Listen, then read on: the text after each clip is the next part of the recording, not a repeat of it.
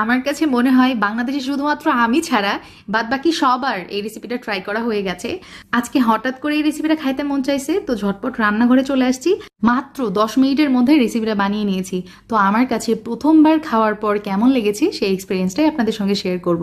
ও আরেকটা কথা, ডিম সিদ্ধর সময় সামান্য একটু লবণ অ্যাড করবেন, তাহলে ডিমের খোসা খুবই ইজিলি ছাড়ানো যায়। কাঁচা পেঁয়াজ কুচি, ধনিয়া পাতা কুচি আর কাঁচা মরিচ কুচি নিয়েছি, সামান্য একটু চিলি ফ্লেক্স দিয়ে দিলাম, সাথে ব্যবহার করেছি বিট লবণ আর টালা জিরার গুঁড়া, টমেটো সস ব্যবহার করেছি, তার সাথে তেঁতুলের চাটনি, আরও লাগছে 2 চা চামচ কাসুন্দি, আর এখানে সামান্য লাইম জেস্টও আমি ব্যবহার করেছি।